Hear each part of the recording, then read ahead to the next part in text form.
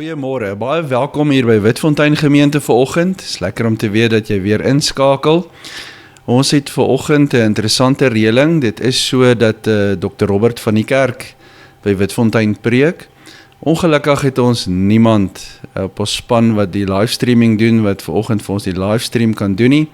En daarom het ons ook 'n boodskap wat voorheen hier opgeneem is, ook gereed gekry dat jy lekker kan inskakel vanoggend en daarna kan luister. So baie hartlik welkom en mag jy ook aan hierdie boodskap meedoen en mag die Here ook so met jou besig raak. Vir die wat in Witfontein bymekaar is, 'n mooi geseënde dag vir julle ook en mag die Here ons elkeen ontmoet net waar ons is. Mag hy ons ook aanraak en ons verander soos dit ons meer word soos wat hy wil hê ons moet wees. Baie welkom by Witfontein. Here, my beker is leeg. En ek verlang dat U my weer sal vul. Ja, Here, kom vul my. Ek is swak in die geloof, kom en versterk my opnuut. My liefde is maar lou, kom Here en maak my weer warm. Vurig, dat my liefde sal uitstraal na hulle naby my. My geloof is nie sterk nie, dit wankel tog so maklik. Ek twyfel soms en ander kere sukkel ek om op U te vertrou. O Here, help my. Sterk my geloof en my vertroue. In U vind ek my rykdom. Ek is arm en U is ryk. En U het juis gekom om vir armes U genade uit te deel. Ek is 'n sondaar. U is regverdig en daarom bly ek aan U sy. Ek het niks om vir U aan te bied nie. Ek kan alleen maar van U ontvang. Geliefdes, genade en vrede vir julle van God ons Vader, van Jesus Christus die Here, deur die kragvolle werking van die Heilige Gees. Amen. Ons antwoord op die Here se seëngroet met twee lofsange, Gesang 434, die 4 strofes, en dan Vlam 131, soos op die program.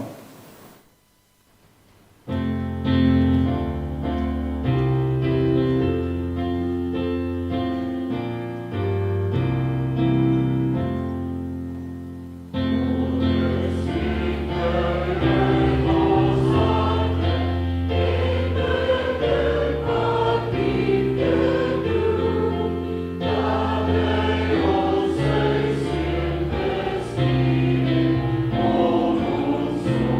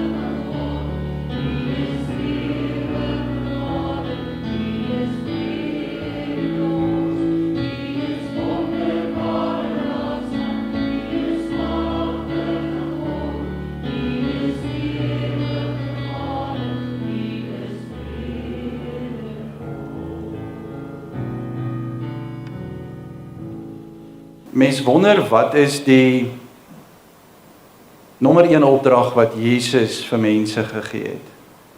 En ek dink mense sal dalk baie goed doen om te sê, dalk het Jesus gesê, jy moet God lief hê bo alles en jou naaste soos jouself, dat dit nie nommer 1 opdrag sou wees. Dis die nommer 2 opdrag wat die meeste gesê is. Van die 125 keer het Jesus 8 keer gesê, jy moet God lief hê bo alles en jou naaste soos jouself. Maar die opdrag wat die meeste deur Jesus gegee is vir ons as mense en selfs as sy disippels wat by hom was, is 21 keer van die 125 keer gewees. En dit was eenvoudig, moenie bang wees nie. Die opdrag, moenie bang wees nie, wees nie bevrees nie, want Jesus het geweet, as sy disippels wat by hom is in 'n boot op die skei van Galilea, bang gaan wees. Hoeveel te meer gaan ek en jy meer as 2000 jaar later ook bang wees. So ons het nodig om te hoor, moenie bang wees nie, bevrees nie. En daarom het ek vir Natasha gevra om vir ons vonk 33 die eenvoudige lied te sing met die eenvoudige raakvat opdrag, moenie bang wees nie.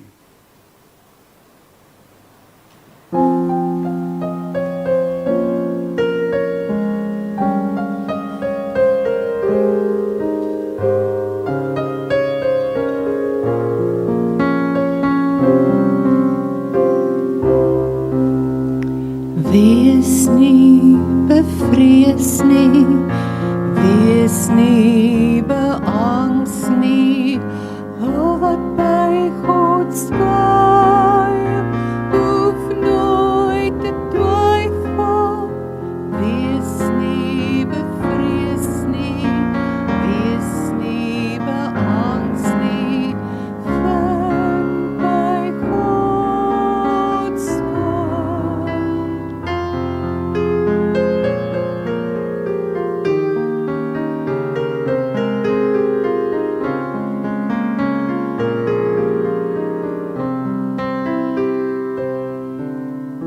Wees nie bevrees nie, wees nie beangs nie, hul wat by God skuil, hoef nooit te twyfel. Wees nie bevrees nie, wees nie beangs nie, vind by God skuil.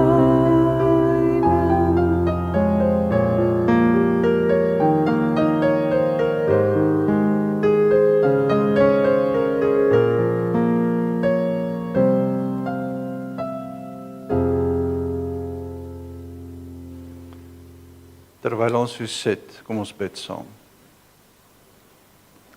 Lewende Here, ons bid nou dat U lewende woorde nie by ons 'n hart van klip en 'n kop van yster sal aantref nie.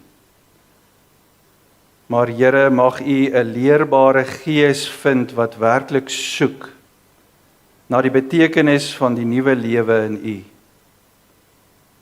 Laat ons hier werklik ervaar dat U ons Vader is, wat ons as U kinders aangeneem het. Dat U ons verlosser is, wat namens ons gesterf het en weer opgestaan het uit die dood. En laat ons hier werklik ervaar, dat U deur U Gees wat in ons woon en werk, ons harte verlig, om nou U stem te hoor. Amen. Ek wil graag saam lees uit die woord van God uit Lukas 1, daarvan af vers 26 tot vers 38. Ons gaan die gedeelte lekker oopbreek in die erediens volgend in die boodskap, maar ek wil dit net in sy geheel lees, so julle presies hoor waar val ons in vanoggend, weer eens in die Kersverhaal, wat ons vir die soveelste keer in ons lewe hoor. Ek dink nou die dag daaraan, as 'n mens 80 jaar oud is en jy was 'n gereelde kerkganger wat elke advents erediens bygewoon het saam met Kersdiens, dis dit 5 eredienste per jaar maal 80, dan is dit hier nou al dig by die 400ste erediens in jou lewe oor Kersfees, oor 'n kindjie wat gebore is om jou en my lewe vir altyd te verander. Ek lees van ons Lukas 1 vanaf vers 26. In die 6de maand van Elisabeth se swangerskap het God die engel Gabriël gestuur na 'n maagd in Nasaret, 'n dorp in Galilea. Sy was verloof aan Josef, 'n man uit die geslag van Dawid. Die naam van die maagd was Maria. Toe die engel by haar kom, sê hy: "Ek groet jou, begenadigde, die Here is by jou."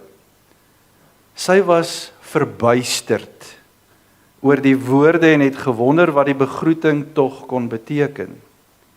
Die engel sê toe vir haar: "Moenie bang wees nie, Maria, want God bewys genade aan jou.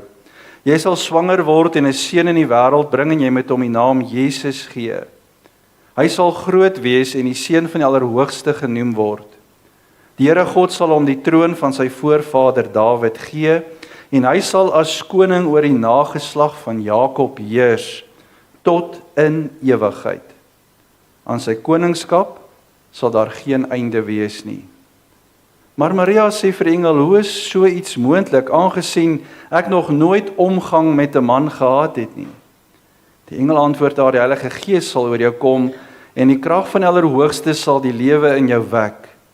Daarom sal die een wat gebore word, heilig genoem word, die Seun van God. Kyk, 'n bloedverwant van jou, Elisabeth, het in haar ouderdom self ook 'n seun ontvang, en sy wat as onvrugbaar bekend was, is nou al in haar 6de maand. Niks is vir God onmoontlik nie."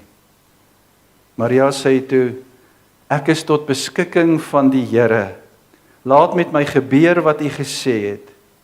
Toe het die engel van haar af weggegaan. Ek lees tot sover uit die woord van die Here.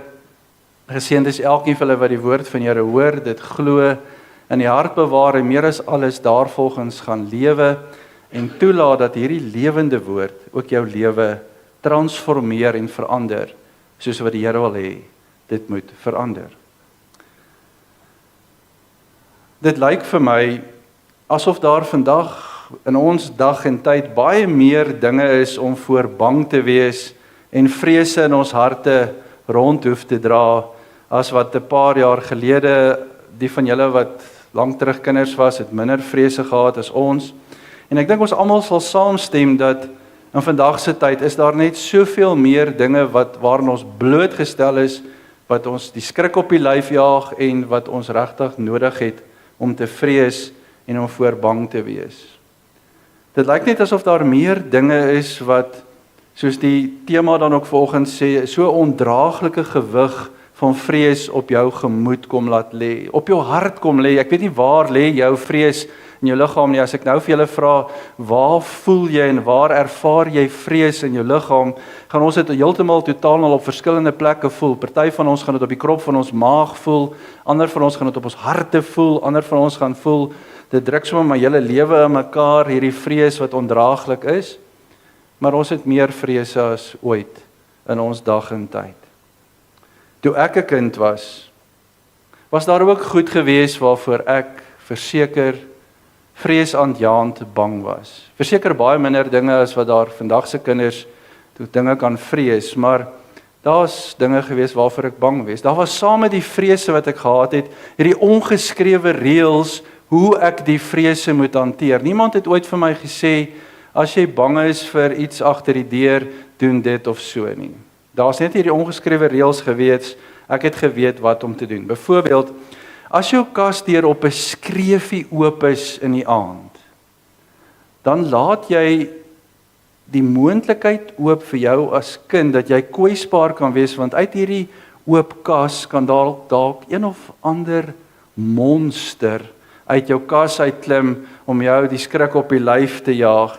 Niemand het vir jou gesê, dit kan gebeur nie, maar niemand het ook vir jou gesê, dit kan nie gebeur nie. Jy het net aanvaar, dit is so, en jy het dit geweet. Net so het jy geweet, as jy op jou bed is, kan jy nie 'n arm of 'n been sommer net van die bed laat afhang nie, want jy weet nie wat is hier onder die bed, wat hier jou onderaf van die bed af aan 'n been of 'n arm kan gryp en jou onder die bed kan insleep en jou verder kan bang maak nie. Niemand het dit vir jou gesê nie, maar jy het dit geweet. In die Zulu kultuur is daar die Tokolosi, hierdie dwergagtige watergeesie, wat baie klein is, wat onsigbaar is, en in die swart wêreld word beddens gelig 'n paar bakstene hoog, sodat hy nie op 'n bed kan klim nie. Dit is so asof dit 'n ongeskrewe reël ook is dat hierdie perd op jou bed kan klim en jou dan kan vang. So beddens word gelig in 'n reaksie of 'n teenreaksie op hierdie watergeesie wat bekend staan as die tokkelossie. Toe ek kind was daar baie minder dinge om te vrees, maar jy het dit op jou manier hanteer sonder dat iemand ooit vir jou die raad gegee het hoe om dit te hanteer. Soos byvoorbeeld jy het geweet jy maak jou kas deur toe, einde van die verhaal. Dan het jy ook geweet dit is as jy van jou bed af moet klim, moet of toilet toe gaan of na jou maale toe hardloop, dan sorg jy dat jy die landspoedrekord breek. Jy sorg dat jy die 3 sprong rekord breek en jy sorg dat jy die hoogspring rekord breek, want daai eerste sprongetjie moet jy hoër gaan as wat hierdie ou jou kan vang onder die bed uit. En so het ons vrese wat ons saam dra deur ons lewe. Ons vrese, party van ons sterf dit af, maar baie van die vrese bly saam met ons in ons lewe. En nou sit jy vandag hier voor my en jy's aanlyn ingeskakel en jy sit opgeskeep met jou eie volwasse vrese. Sê vir jouself, ek is in 'n groot mens wêreld met my groot mens vrese. Ons kan maar net vir onsself hier in ons gedagtes sê, jy kan daar by die huis inskryf, ek is in 'n groot mens wêreld met my groot mens vrese.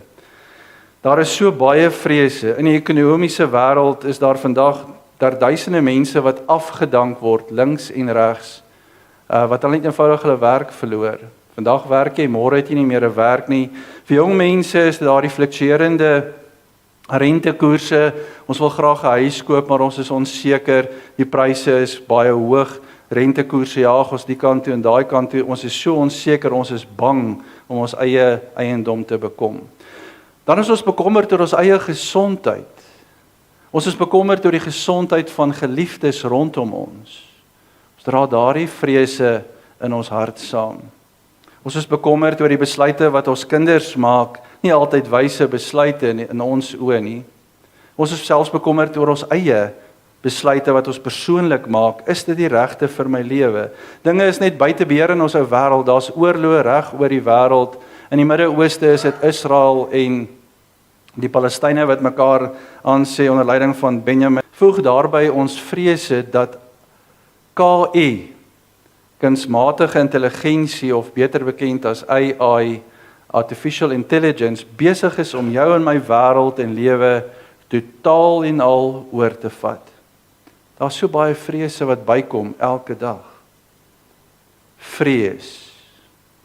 Sommige sê dat vrees is presies die teenoorgestelde van geloof. Want hulle is verseker nie 'n Siamese tweeling nie. Jy sal nooit vrees en geloof naby mekaar vind nie. As geloof by die voordeur instap, dan stap vrees by die agterdeur uit. Of as vrees by die voordeur inloop, loop geloof by die agterdeur uit. Hulle kan nie op dieselfde plek by mekaar kom nie. Hulle wil nie saamwerk nie. Maar ek wil vandag verder gaan en voorstel, dalk is vrees eintlik 'n soort van 'n geloof in jou slegste moontlike denkbare scenario's en uitkoms, om jou geloof juis in hierdie slegste denkbare oomblikke en scenario's te plaas. Dit is die slegste van die sleg gaan gebeur en ek glo dit gaan met my gebeur. So vrees is om op 'n ander manier te glo in die slegste uitkoms denkbaar moontlik. Dink die kort en die lank is, vrees kom nie van God af nie. God gee nie vir ons 'n gees van vrees nie. Ou Timoteus het dit so mooi gesê. Hy het gesê, die gees wat God aan ons gegee het, maak ons immers nie lafhartig nie, maar dit vul ons met krag en liefde en selfbeheersing.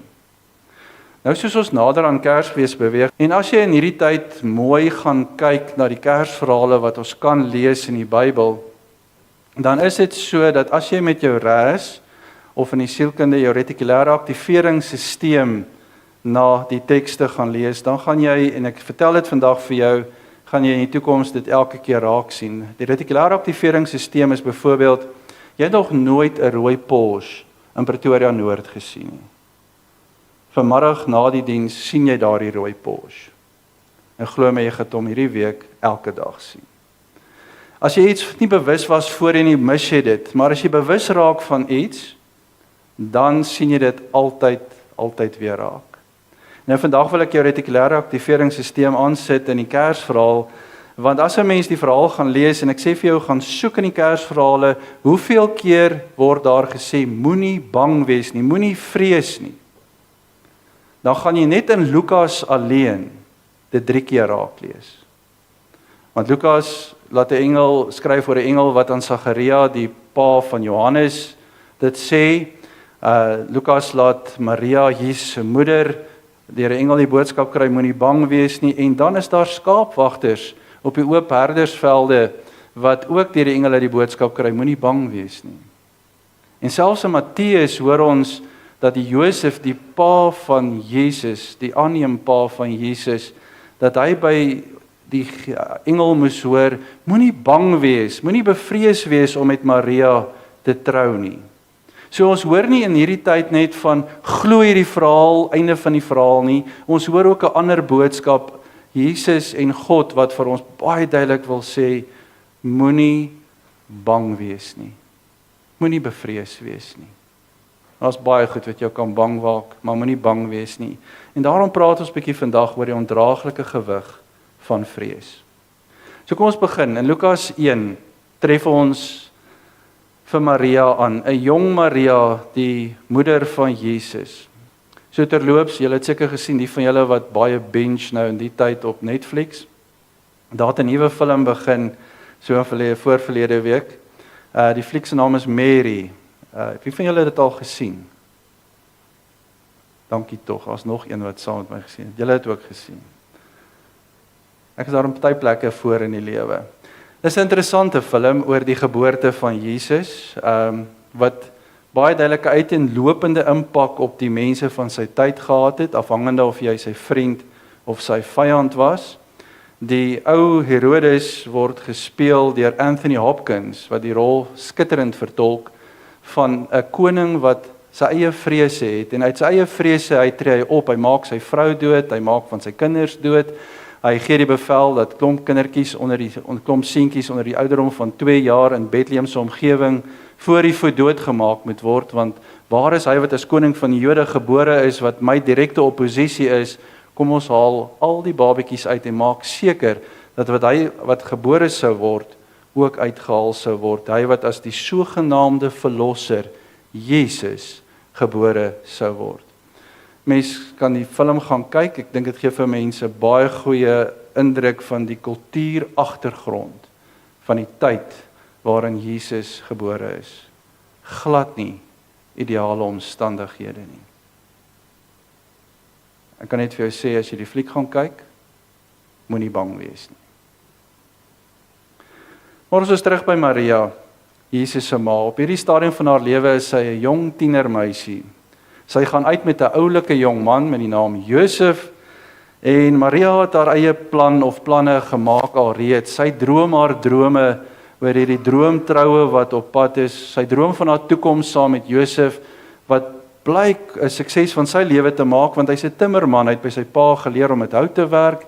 Hy gaan dalk 'n kasbesigheid begin of 'n meubelbesigheid, 'n meubelfabriek, en dan gaan hulle voor die wind aan die gang wees om 'n lewe saam te bou.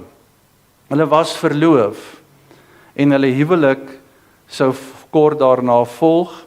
Sy het net gewag dat Josef nou gou-gou 'n huis gaan bou, nêrens anders as by sy pa se huis in Nasaret nie.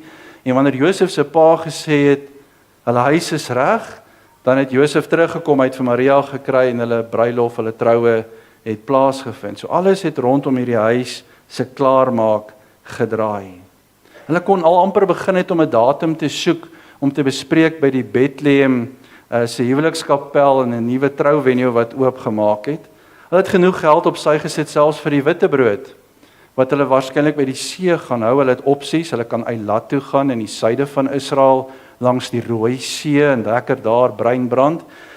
Of hulle kan dalk na Caesarea toe gaan, wat sommer net 'n bietjie nader is, hierso aan die as hy die weste kant, waar hulle dan sommer by Caesarea, by die see kan wees. Dis hier waar Herodes sy somerpaleis gehad het. Hierdie somerpaleis het letterlik op die see gestaan, op die hawe. Hy het 'n varswater swembad in die see ingebou, 50 meter varswater swembad binne in die see ingebou. Langs dit was 'n hippodroom waar daar perderesies, die waar perderesies was, 4 perde voor 'n wa ingespan was. En hier leffens dit was 'n amfitheater waar daar soveel vertonings aan die orde van die dag was. Hoe wil mens nie 'n witbrood daar gaan deurwerk nie? Hulle het beplan, hulle sou so 2 jaar wag voordat hulle begin met 'n gesin. Hulle het alselfs name begin uitdink vir die kinders. As dit seentjie was, is dit Joseph Junior, as dit dogtertjie was, Maria Junior. Maria het haar planne gehad. Sy het baie planne gehad, baie drome gehad. Maar God het hulle planne radikaal onderbreek. En ek wil vir jou vra, het God al jou planne radikaal onderbreek? Jou drome tot 'n halt gebring? Het God dit al in jou lewe gedoen? Jy kan vir jouself 'n antwoord gee volgende hier. Jy wat aanlyn is, kan self so ver gaan om die belydenis te maak. God het al my planne onderbreek. Skryf dit vir ons in as jy die moed het. Die vraag is, waarom doen God dit? Waarom onderbreek God Maria en Josef se planne? Waarom onderbreek hy jou en my planne? En ek dink ons moet dit eerstens sê vir mekaar. God se doel vir ons lewens is dikwels baie anders as ons eie planne. God se doel vir jou en my lewe is dikwels baie anders as ons planne wat ons self het. God se weë is anders, dis hoër.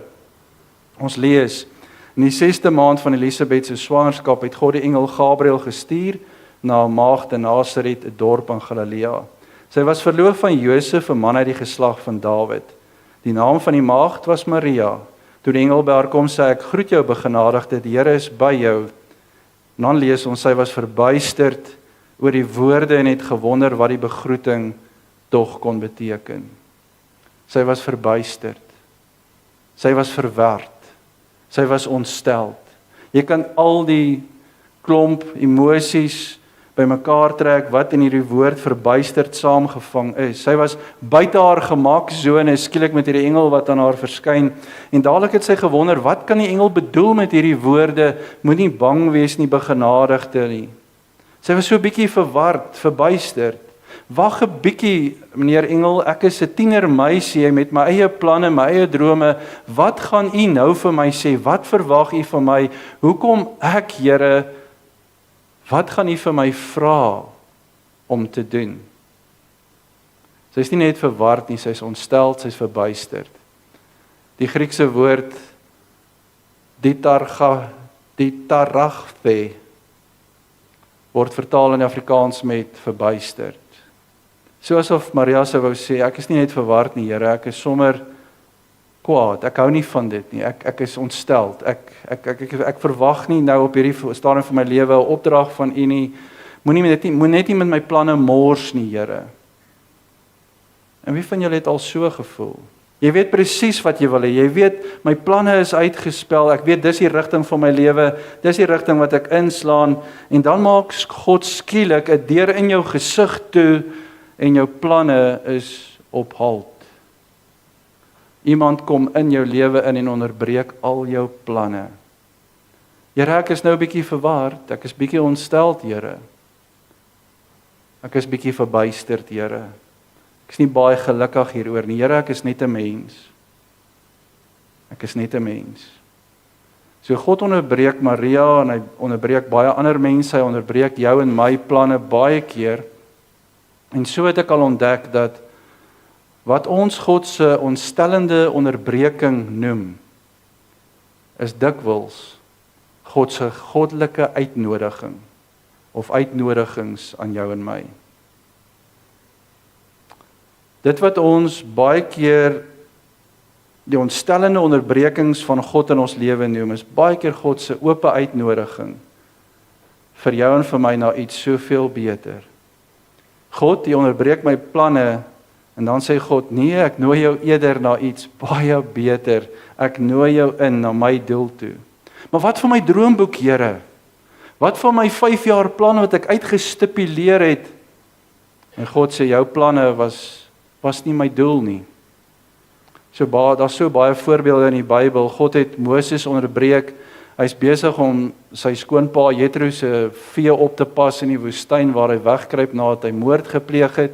En God roep hom by 'n brandende doringbos en hy roep vir Moses en sê vir hom, ek wil hê jy moet my volk gaan verlos. Dis jou planne, maar ek wil hê jy moet my volk gaan verlos. God het Dawid onderbreek terwyl hy gedink het, hoe skryf mense 'n gedig oor skape en 'n herder, Psalm 23, waar hy sy pa se skape oppas. Sê God vir hom, Dawid, ek onderbreek jou gediggie net so 'n bietjie. Ek wil hê jy moet die tweede koning van Israel gaan word en wees. Sy planne word onderbreek. God het vir Saul, wat sy naam in Hebreëus Saul gehad het, en sy naam in die Grieks Paulus, terwyl hy besig was om Christene in Damaskus te gaan vervolg, stop God hom radikaal met 'n lig en sê vir hom, ek onderbreek jou planne, Paulus, ek wil hê jy moet nie verder Christene vervolg nie, ek wil hê jy moet nog gaan Christene maak. Ek wil hê jy moet die evangelie gaan verkondig. Ek het 'n nuwe plan vir jou lewe. So God mag jou en jou planne onderbreek. Gedink jy weet wat jy wil hê, en God wys vir jou, duidelik weet jy nog nie wat jy wil hê nie, want hier's 'n beter doel vir jou lewe. So haal God jou uit jou planne uit vir jou goddelike doel. Sy was verbuisterd, lees ons oor die woorde, en het gewonder wat die begroeting tog kon beteken. Jy voel sleg onderbreek deur God. En jy het ook gewonder, wat is God nou eintlik besig om te doen? Jy wil eintlik na die Here toe gaan en sê, Here, hoekom? Waarom gebeur hierdie dinge nou met my? Waarom hierdie sleg? Jy wil sommer beangs raak, bevrees raak, dat my planne wat ek gemaak het vir my lewe nie gaan uitrol nie. As die Here net vir my sê, hoekom en waarom ek nou sy doel vir my lewe moet gaan lewe, dan gaan dit soveel makliker wees, dan kan ek hom sommer maklik volg as ek alles verstaan. Maar mag ek jou herinner, jy hoef nie die plan te verstaan om te vertrou dat God 'n doel het nie. Want gaan lees my jou Bybel, ek het al 'n paar keer al gelees en ek nog nooit raak gelees dat God verstaan wil word nie. Maar God wil vertrou word. So jy het nie nodig om die plan te verstaan, om te vertrou dat God 'n doel het met jou lewe nie. Soms is dit maar so, as God vir ons die detail vooraf gegee het en gesê het, dis hoekom ek hierdie volgende doel vir jou lewe het, dan sou ek in elk geval nooit ooit in ons lewe dit aanvaar het nie, want ons sou weggehardloop het, so 'n stofstreep in die straat, as die Here vir ons alles gegee het, al die detail. Want soms moet God ons deur iets vat, wat ons in elk geval nie wil deurgaan nie. Hy moet ons soms deur iets vat om iets in ons te doen wat op geen ander manier kan gebeur nie.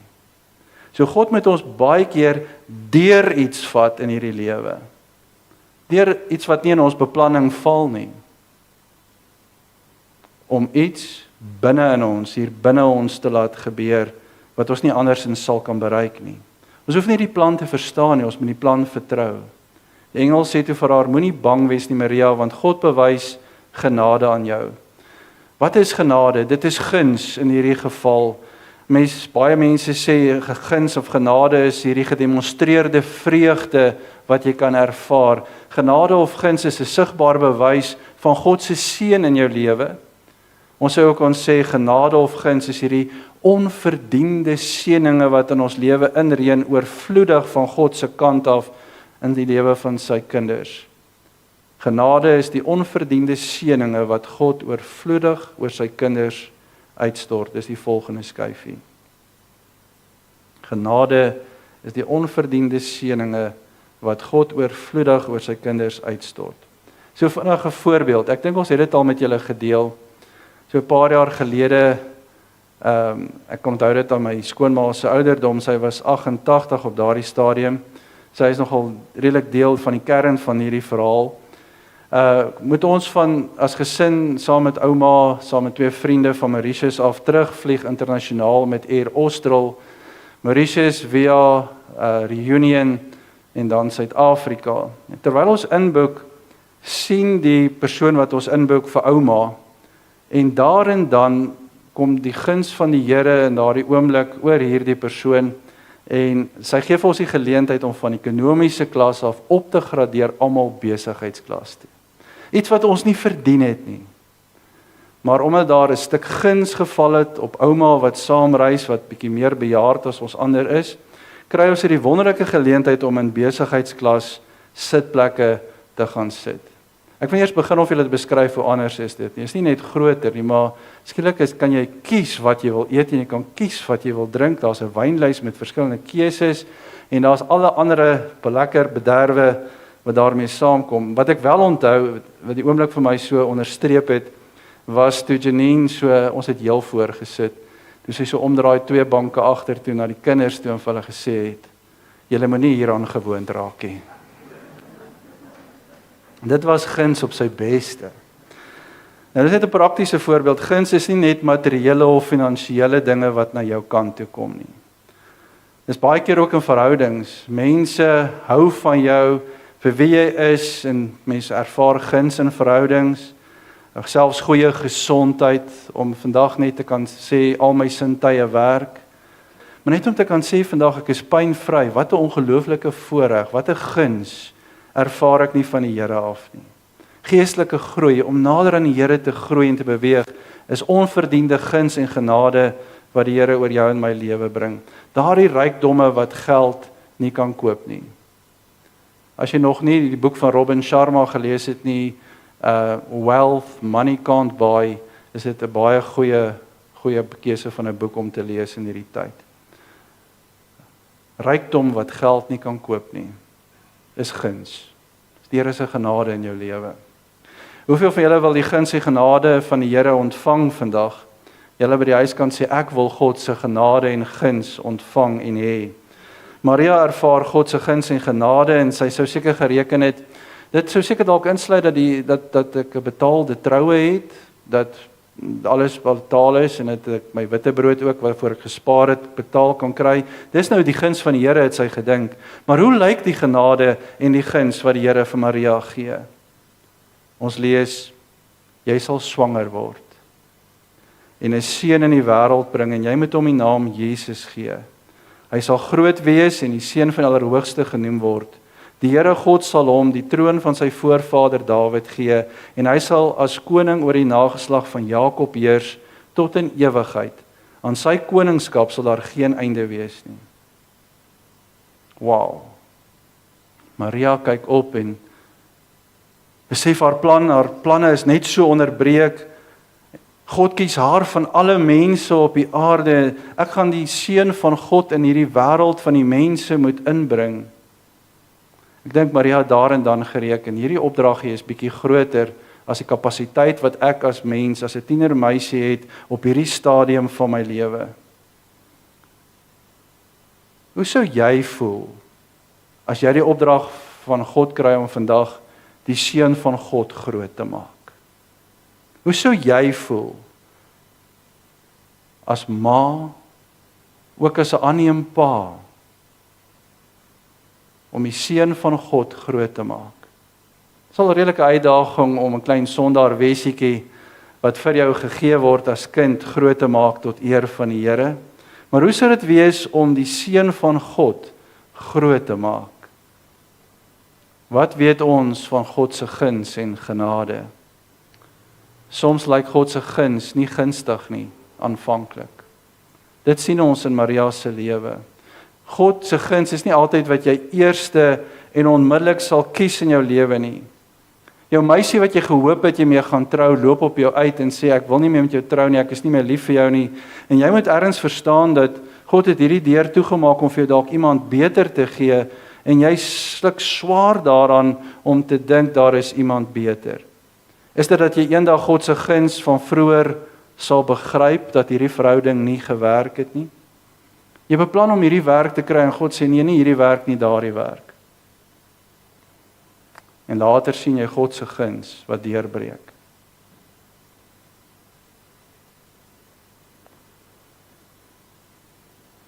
Julle beplan om met 'n gesin te begin en alles is gunstig as julle swanger raak. En dan langs die pad hoor julle die kindjie is Down syndroom. Dis nie wat julle wou gehad het, wat aanvanklik gehad het nie, dis nie gunstig nie. Maar later kan jy nie ophou getuig hoe jou lewe radikaal verander het om hierdie spesiale mens groot te maak vir en namens die Here nie. Aanvanklik lyk God se guns nie gunstig nie, maar dit verander tot seën in ons lewens. Die engel sê vir Maria, jy gaan 'n baba hê, maar Maria sê vir die engel, hoe is so iets moontlik, aangesien ek nog nooit omgang met 'n man gehad het nie. Maria vra die engel, maar hoe kan dit gebeur? Ek is 'n maagd. Hoe gaan ons daaruit kom? Soms sal God jou in 'n pad afvat wat geen sin maak nie, wat jy nie sien nie, jy weet nie hoekom nie, jy weet nie hoe nie, jy weet nie waarin jou pad is nie. Maria sou nie net sê, dis onmoontlik nie, maar sy sou eintlik gesê, dis belaglik. Daar's geen manier, dit kan nie gebeur nie. Dan antwoord die engel haar, die Heilige Gees sal oor jou kom, en die krag van Allerhoogste sal die lewe in jou wek. Daarom sal een wat gebore word, heilig genoem word, die seun van God. En dan sê die engel, niks is vir God onmoontlik nie. Die engel herinner jou en my vandag, dat daar niks is wat God nie kan doen nie. Alle dinge is moontlik vir God. Niks is vir God onmoontlik nie. Ja, engel herinner ons, maak nie saak wat jy vandag vierkantig in die oë moet staar nie, maak nie saak wat jou behoefte is nie, maak nie saak wat is hierdie ondraaglike vrees wat op jou hart kom rus nie. Met God is alles moontlik. Wat druk vandag swaar op jou lewe? Wat dit ook al is, God kan ingryp. Hy kan dit met 'n wonderwerk verander, want alles is vir hom moontlik. God kan die regte persoon bring. God kan selfs die verkeerde persoon vat en die verkeerde persoon se hart sag maak. God kan voorsien. Hy kan enige behoefte ontmoet. God kan genees enige siekte. God is jou verlosser. God vergewe. Maak nie saak watter uitdagende sonde jy in jou lewe het nie. God kan dit vergewe. Daardie persoon wat ver van God is, wat homself selfs 'n ateïs noem, God kan ook daardie persoon nader trek tot by hom en vir hom verlossing gee. Alle dinge is moontlik vir God. En ek dink dit bring ons by die vraag vandag. Die vraag wat God wil hê jy moet antwoord. En dit is die vraag, wat vra God jou om te doen? Wat vra God jou om te glo in hierdie dag? Wat sê God vir jou vandag? Soos van Maria onderbreek God haar plan. Hy onderbreek dalk ook jou plan en hy roep jou vir iets anders. Roep God jou na 'n deel van jou lewe toe wat jy tot hier toe en tot nou toe nog altyd onder jou beheer gehad het? Wat vra God jou om te doen en jou om te glo in hierdie dag? Moet jy die bediening begin in die volgende jaar wat Witfontein nog nie begin het nie? Jy is dalk die uitgeknipte persoon, die uitgeknipte lidmaat wat reeds so gevorm is deur God om hierdie bediening te begin. Is jy die ou wat moet teruggaan om daardie graad wat jy nog nie voltooi het nie te gaan voltooi? Is jy die ou wat moet uitreik en 'n verhouding wat stikkend is en in skerwe is moet gaan herstel? Is jy die een wat moet leer om te gee, iets van jouself, iets van jou beursie, om iets te wys van dat geloof jou eie geword het, omdat jy weet wat dit beteken en wat dit mens doen? Moet jy 'n einde gaan vermaak in 'n verhouding wat God nie eer nie? Moet jy 'n familieverhouding gaan herstel? Moet jy glo vir genesing? Moet jy getuig aan 'n vriend wat Jesus nog nie ken nie? Want die engel sê vir 'n tienermeisie, jy gaan geboorte skenk aan die verlosser van die wêreld. Moenie bang wees nie, jy het genade by God gevind. En Maria besef sy het 'n keuse. Sy staan by 'n kruispad. Gaan ek voort om my eie planne na te jaag?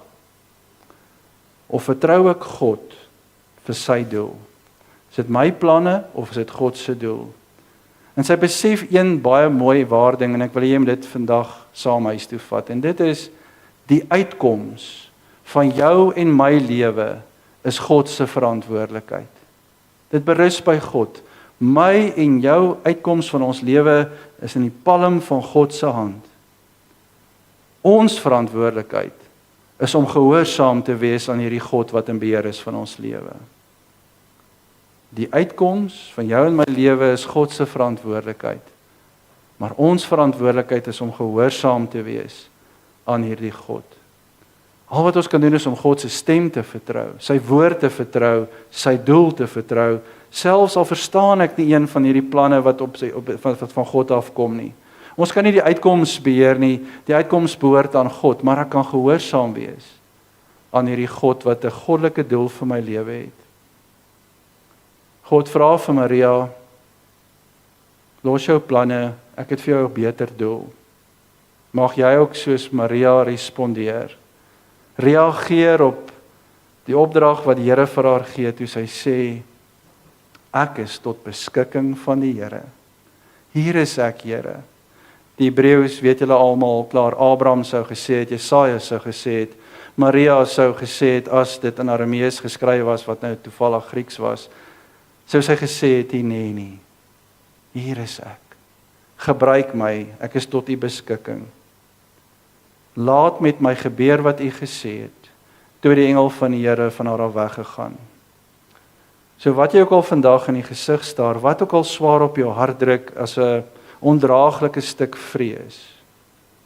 God het nie vir jou 'n gees van vrees gegee nie, maar hy het jou bemagtig met krag, liefde en selfbeheersing. En dieselfde God wat met Maria was, is in hierdie oomblik by jou, hier in die kerk, maar ook by jou waar jy aanlyn inskakel. En verhoor vandag uit die hemel die waarheid. Moenie bang wees nie. Jy het die genade en guns van die Here ontvang. Die Here is met jou. Moenie bang wees nie. Amen. Terwyl ons so sit, kom ons bid saam. Almagtige Hemelse Vader, so baie dankie dat ons nie alleen is nie, dat U by ons is, dat U deur die Gees ons bemagtig met 'n gees wat nie vrees nie. 'n Gees wat ons nie lafhartig maak nie, maar 'n gees wat vir ons krag, liefde en selfbeheersing gee. Here, dat wanneer ons U stem hoor, ingestem deur U Gees, dat ons, Here, ook soos 'n Maria kan reageer en te sê, Here, hier is ek. Ek is tot U beskikking. Ek sal my planne eenkant sit.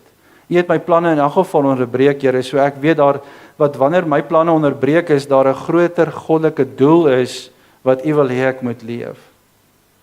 Hoeveel lewens vandag, Here, in die jaar 2024, word nie so onderbreek, soos wat Maria en Josef se lewe onderbreek is, 2000 jaar gelede nie. Mag ons elkeen, Here, dan U doel vir ons lewens vind, en weet dat U ons, Here, ook juist daardeur volmaak en bemagtig, om in ons gehoorsaamheid aan U, soveel nader aan U te kom. Ons vertrou, Here, U volledig vir die uitkoms van ons elkeen se lewe. Ons vertrou, Here, dat U in beheer is van ons lewe. U het vir ons lewe gegee,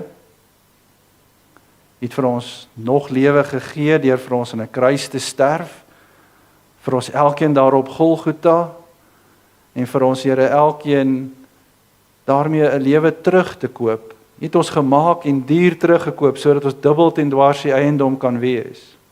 Daarom het U 'n aanspraak in ons lewe, en as U ons roep soos 'n Maria en 'n Josef, mag ons, Here, positief reageer om te weet, hierdie lewe gaan toe nie oor ons nie, maar dit gaan oor U. Ons bid al hierdie dinge in die naam van Jesus, ons Here wat verlosser is, wat gebore is as 'n babietjie in 'n vuil krib, nederig in 'n stal. Dankie, Here, dat U by ons is. Die Immanuel. Amen. Bevestig nou die Here se guns en sy seën oor jou lewe met die sing van die Amen. Die genade van ons Here Jesus Christus, die liefde van God en die gemeenskap van die Heilige Gees sal met ons elkeen wees en bly.